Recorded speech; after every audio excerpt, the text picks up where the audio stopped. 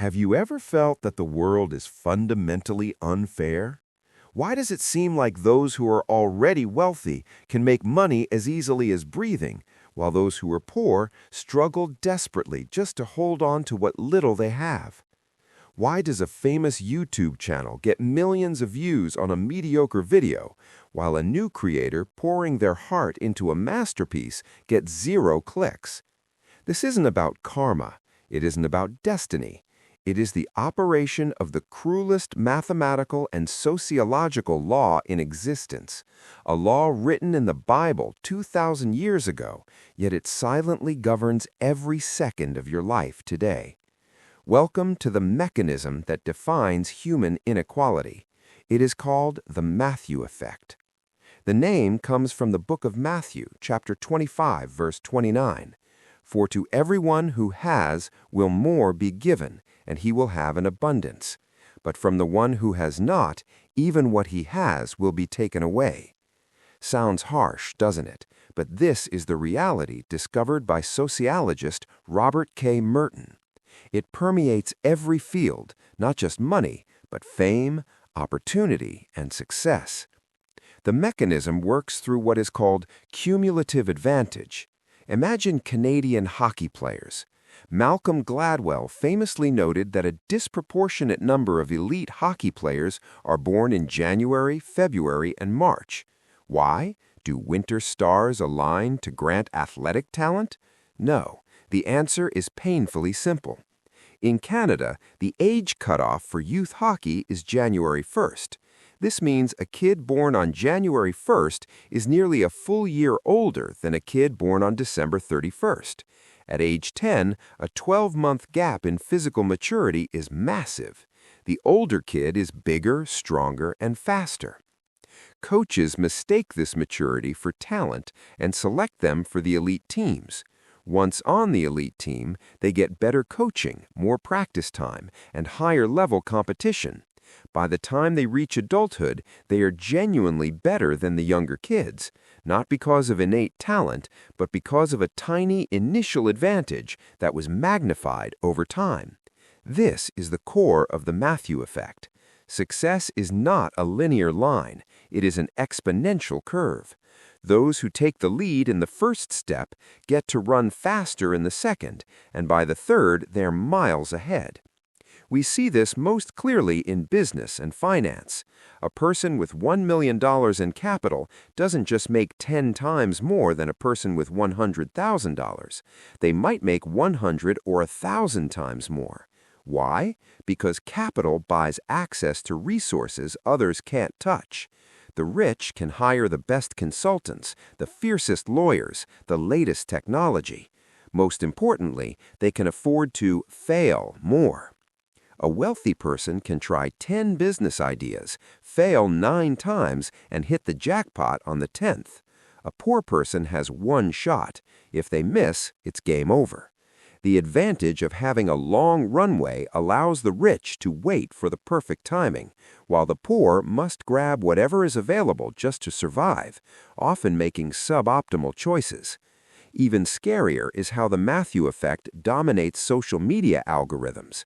Recommendation systems on YouTube, TikTok, or Instagram are designed to feed the fat. If a video has views, the system pushes it to more people.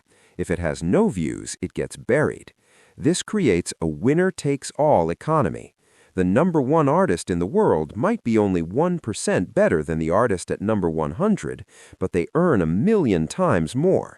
Because everyone wants to listen to the star. Everyone wants to consume what society has already validated. This is social proof, and it acts as gasoline on the fire of the Matthew effect, making the famous untouchable. Understanding this isn't meant to make you bitter or blame the system for being rigged. Nature doesn't care about fairness. Nature cares about efficiency and selecting the strongest. Knowing that you are running on a tilted track is not a reason to stop running. It is the reason you must stop running in someone else's lane. In the next part, we will explore the dark side, the vicious cycle of cumulative disadvantage, and how to hack this system. If you were a small player with no initial advantage, how do you engineer your own Matthew effect? How do you switch from being the one who has taken away to the one who has abundance? Get ready, because we are about to decode the structure of success. Welcome back to the cold reality where there is no mercy for the losing side. In Part 1, we saw the power of cumulative advantage, but every coin has two sides. The opposite of the Matthew effect is what destroys millions of lives without them even realizing it: cumulative disadvantage. Remember the verse, "From the one who has not, even what he has will be taken away." This is the most perfect description of the poverty trap. When you start with scarcity, whether it's a lack of money, knowledge, or connections, you aren't starting at zero. You are starting in the negative, because scarcity charges interest. The poor buy in small quantities at higher unit prices because they can't afford bulk. They rely on predatory loans because banks reject them. They endure chronic health issues because they can't afford preventative care, leading to catastrophic medical bills later.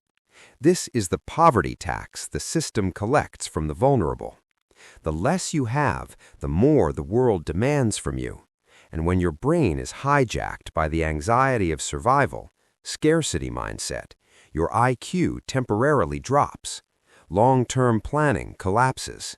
You can only see today and tomorrow. This leads to poor financial decisions, which loops you right back into poverty. It is a wheel of destruction rolling downhill. So what is the escape route? How do we break the curse of the Matthew effect if we weren't born geniuses or heirs? The answer is, you must stop competing in the big arena where the giants rule. You must create your own tiny arena to ignite a micro-Matthew effect. The key word is niche. Don't try to be the #1 YouTuber in the country. That's running into a wall. Be the #1 YouTuber who explains ant keeping in your specific region. When you shrink the field, your chances of being a big fish in a small pond skyrocket. Once you dominate a small pond, the Matthew effect starts working for you. People in the ant community will talk about you. Algorithms will push you to every ant lover. Sponsors will find you. You will start to have surplus resources, money, reputation, network. Use this surplus to expand your pond or jump to a slightly larger one. This is the surround the cities from the countryside strategy used by massive brands like Amazon, which started as just a bookstore. Another hack is to engineer a positive feedback loop through small wins. The human brain is addicted to progress. If you set a massive goal and fail, you enter a psychological disadvantage loop, learned helplessness. But if you slice your goal so small that you cannot fail, read 1 page a day, save $1 a day. Every time you succeed, your brain releases dopamine. You feel capable. This small confidence is spiritual capital. It accumulates and pushes you to do something slightly harder tomorrow. This is building momentum. This is building an internal Matthew effect. Remember, the Matthew effect is like gravity. It doesn't hate you and it doesn't love you. It just works. Your job isn't to yell at gravity. It's to build a plane to use the wind. You must get yourself into a state of advantage as quickly as possible, no matter how small. Accumulate knowledge bit by bit. Accumulate savings coin by coin. Accumulate allies one by one.